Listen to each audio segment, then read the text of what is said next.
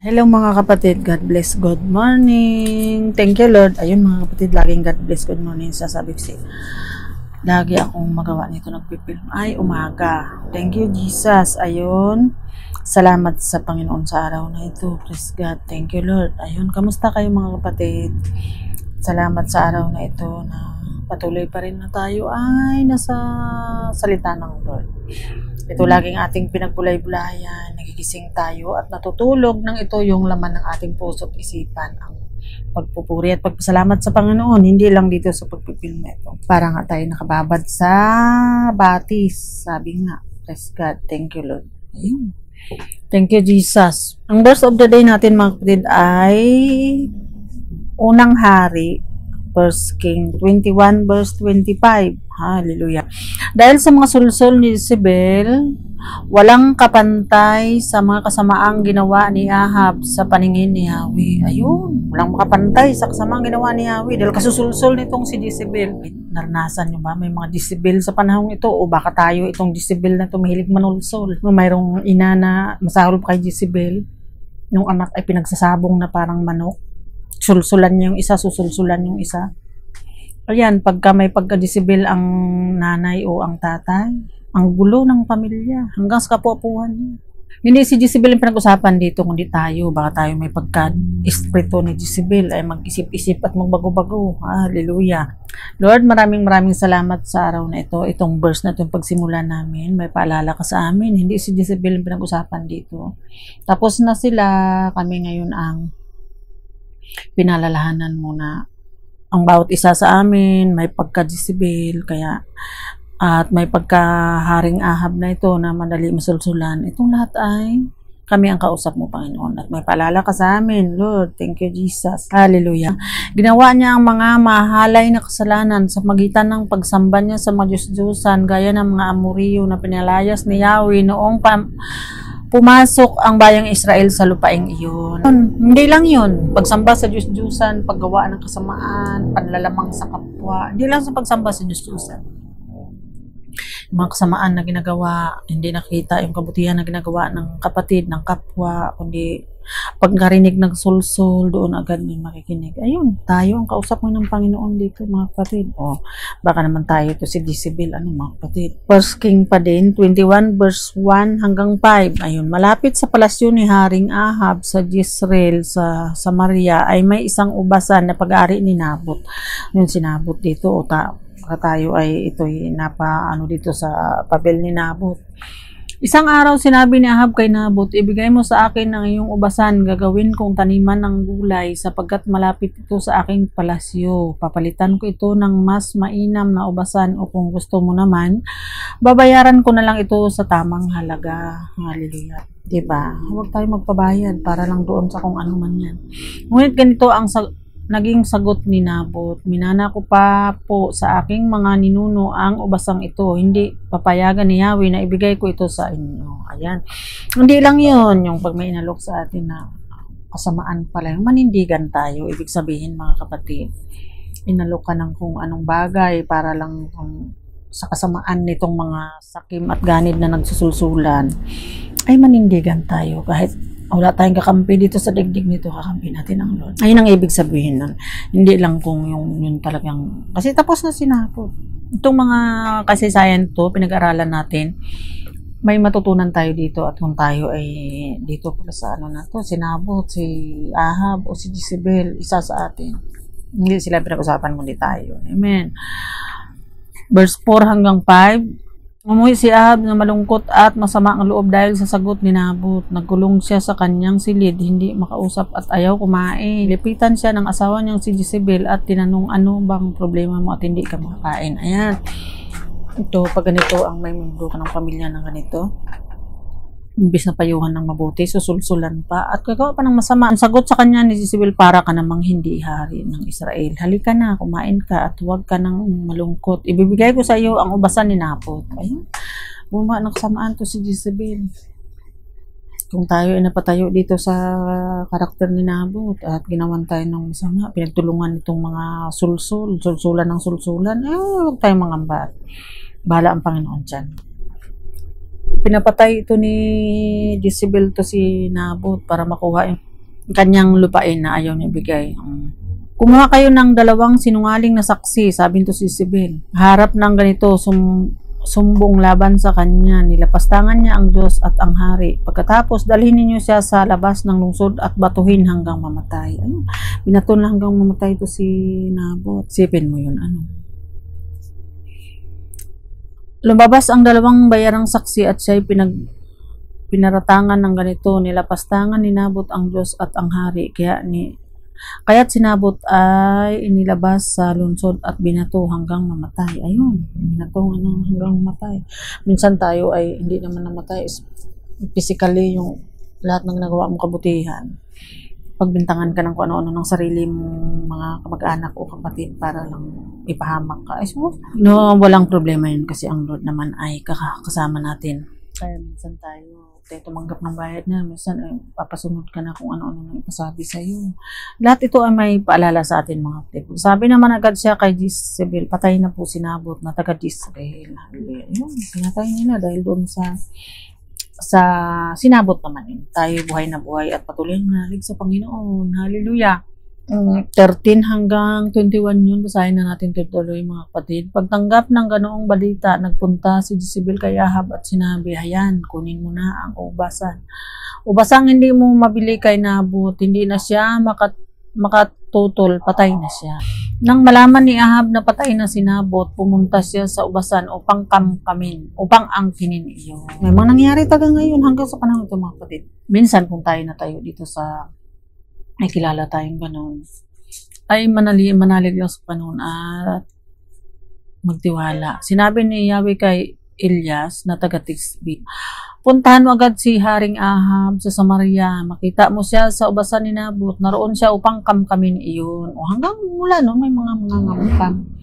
Ayun, kung tayo tayo dito kay Nabot, buhay pa rin tayo, ibig sabihin. Hindi pa tapos ang Panginoon. At hindi naman tayo mamatay dahil nga umaasahan tayo at nagtiwala sa Panginoon. Sabihin mo sa kanya, pagkatapos mong paslangin ang tao, kukunin mo pati ang kanyang arairian kung saan hinimod ng mga aso ang dugo ni Nabot. Grabe. Doon din himurin ng mga aso ang iyong dugo. Sabi ng propeta dito kay Ahab. Dahil naman kasusulsul nito nga si Jezebel, mga kapatid.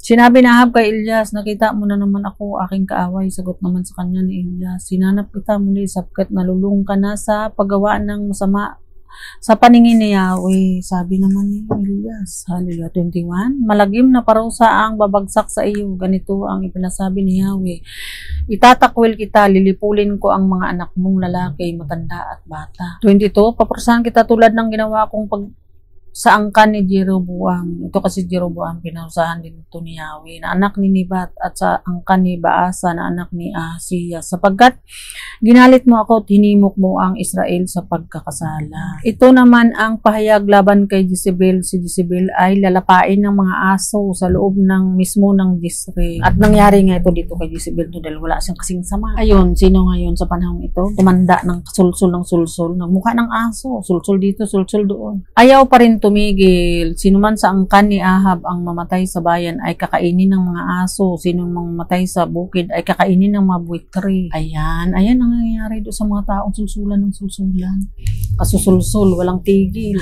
Ito pagka mayroon pagka Jezebel sa panahong ito, tumanda wala nang ginawa kundi walang malabas sa bibig kundi puro kasamaan. Ito si Jezebel nga, nusulsulan yung asawa niya para mawa ng kasamaan. Sa panahong ito, mayroon mga magulang na gano'n. Mayroong kapatid na gano'n, sulsulan ng sulsulan. Kasi isang gumagawa ng buti, yun pa ang minamasama. Kasi siguro espiritu ni Jezebel yung sumasa kanya, mga kapatid. Salamat sa Panginoon, hindi silang pinag-usapan sa panahon ito. Kung tayo man ay na-enkwento si Jezebel na wala ginawa kung hindi magsulsulan, ay basta tayo manindigan at magpatatag sa Panginoon. Bahala ang Lord dyan. May palala sa atin itong sitang to. Ito din si Jezebel, hihimurin daw ng aso, yung kanyang bangkay, sa loob mismo ng Jezreel. Doon din mangyayari kasi nga doon niya ginawa, di kahiya-hiya. Nautas silang kahiya-hiya na paraan. Para din si Haman, di ba mga kapatid? yung hinangad niya kay tungkol kay Mordecai sa kanya nangyari. Itong asawa niya at mga tagapayo niya, pinapayuhan pa siya ng puro kasamaan, paggawa ng bitayan, ay siya tuloy ng bitay. Kaya tunay nga naman na napakabuti ng Diyos. Kailangan makinig ka sa payo ng nabuting tao. Huwag doon sa puro kasamaan. Sige yun. Walang kapantay ang kasamaan na ginawa ni Ahab dahil kasusulsul ng asawa ng Jezebel. Thank you Lord sa mga salitang ito. Hindi sila ang tinutukoy dito. Tayo ngayon mga kapatid. Baka tayo tumanda na wala pa rin tayong ginawa. Sulsulan ng sulsulan ng mga anak tayo para magsabong na parang manok. Ay nabubuhay lang tayo na walang kabuluhan pag ganun mga kapatid. Lahat ng ito may paalala sa atin. Hindi sila ang pinag-usapan kundi tayo may paalala. Kung tayo ay inaaso nitong si Jezebel, tiis-tiis lang, wala tayong gawa. At saka alam mo, layo na din kasi yung mga ganun tao, wala ka nang katwiran dyan kasi nga sagad na nga sa buto ang kasamaan. Sabi nga Diyos, pinag-aralan natin. Ang masama daw patuloy na magpakasama at ang matuwid daw patuloy sa ganung pamumuhay. Kaya kung ikay matuwid, balik ka ng balik sa mga aso, na wala nang ginawa ka na magsulsulan, ay talaga namang maging miserable ang buhay mo. Kaya dahil sa salita ng Lord, ayun, nakalaya tayo doon sa kasamaan ni Jezebel. Sino ba si Jezebel? Baka tayo ay katulad to si Jezebel, kaya tayo magtigil-tigil na, mga kapatid. At kung tayo naman ito si Ahab, na wala nang ginawa kundi magpasulsul din, maturing ang hari ay iingot-ingot. Ayan, di tuloy napahamak siya. Nang marinig ni Ahab ang mga sinabi ng propeta, ayun, mga mayabang pa siya. Sabi kay Elias, nakita mo ikaw doon kaaway niya. Nung sinabi naman ni Elias, ay nang marinig ni Ahab ang mga sinabi ng propeta, pinunit niya ang kanyang damit. Nagsuot ng damit panluksa kahit sa pagtulog. Nag-ayuno siya bilang tanda ng malaking kalungkutan.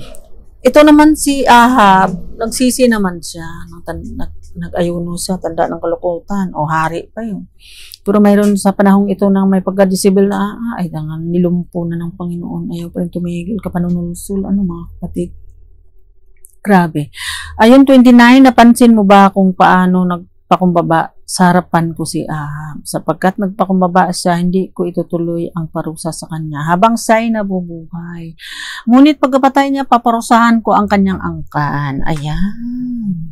Kung tayo man ay may pagka-Jezebel na ito, paparusahan daw yung ating angkan. Kaya tayo ng mga nanay or tatay, may pananagutan tayo sa ating mga gagawin, yung mga anak na turuan natin magpakabuti para huwag maparusahan, huwag yung sulsulan ng sulsulan, mga kapatid, piskat. Yung panunulsul kasi, at huwag din naman tayo magpasulsul, pag nagsulsulan, naniniwala naman, Kaya walang patutunguhan ang mga buhay, sulsulan ng sulsulan, kaya may matutunan tayo dito sa mga salitang ito. Tunay nga na napakabuti ng Diyos. Ayan. Huwag tayo makinig sa mga sulsul at huwag din tayo magpasulsul, mga kapatid. Ayun. May nagawang mabuti sa yung kapatid mo, nasulsulan ka lang mga kapatid mo kamukha ni Jezebel. Ay, naniwala ka naman. Yung kabutihan ng gumawa ng buti, nakalimutan mo. Dahil mas pinakinggan mo yung sulsul. Yung mga pagsusulsul na yung wala talagang patutunguhan ng mabuti yan. Patungo sa kapahamakan yan. So, tinan mo to si Jezebel. Matay daw sa loob ng Jezebel at himuri ng aso ang kanyang bangkay. Ayan, nangyari ngayon. Yun, mga kadugtong dito ay lang yung sobrang haba kung isama pa natin mga kapatid. Kaya ito lang yung outline natin ng ating susundan. Ayun ang pinag-usapan dito kung tayo may pagka-Jezebel ay tumigil-tigil na. Thank you Lord sa mga salitang ito. Ito siya, pag marinig niyo yung sinasabi ni Elias, nagpakumbaba siya kay Yahweh, pinunit niya yung kanyang damit, nakita naman ng Panginoon. Kaya hindi daw niya parusahan habang nabubuhay si Ahab, pero pagkapatay daw ni Ahab, paparusahan daw ang kanyang angkan. O, isipin mo. Kaya kailangan natin maging matinong magulang, turuan natin ating mga anak, mga apo na huwag maging magsulsulan. Thank you Lord sa mga salitang ito. Patuloy nga na minsan tayo mga kapatid, kung ating mga kapatid may kanya-kanya ng pamilya o wala tayong magawa doon, pero yung ating angkan, yung ating mga anak, mga manugang, mga apo, yun ang ating focus ngayon. May magawa tayo, maturuan natin silang buti. Kunyari yung anak natin, yung apo mo doon sa isang anak mo, pantay yung pagtingin mo, hindi yung sulsulan mo ng sulsulan, hindi naman nakakabuti sa iyong sarili, lalo na, hallelujah. At huwag tayo magpakahangal at huwag tayo magpaka-Jezebel. Dapat tayo ay maging matino at Yung mabubuti ay turo natin, huwag sulsul ng sulsul, mga kapatid. Thank you Lord sa mga salitang ito, may matutunan tayo. Hindi si Jezebel ang pag-usapan to tayo. Kung tayo may pagka-Jezebel, tumigil-tigil na. Kung tayo may pagkaahab, sakim at ganid, o mayroon na nga siyang namalawak na lupain at hari pa sa yung ubasan ni Nabot. Gusto pang kamkamin. O tingnan mo, yung tuloy. Napursahan siya pati yung angkan niya. Kahiya-hiya yung kanilang inabot dahil sa pagiging sakim at ganid nila. Kaya dapat may matutunan tayo dito. Yes, God, thank you Jesus sa mga salitang ito na patuloy natin na pagbulay-bulayan at tayo nga ay mag-isip-isip para tayo nga ay huwag maparusahan. Amen. Thank you Father God in heaven. Thank you Jesus. Thank you Holy Spirit. Amen. Glory to God.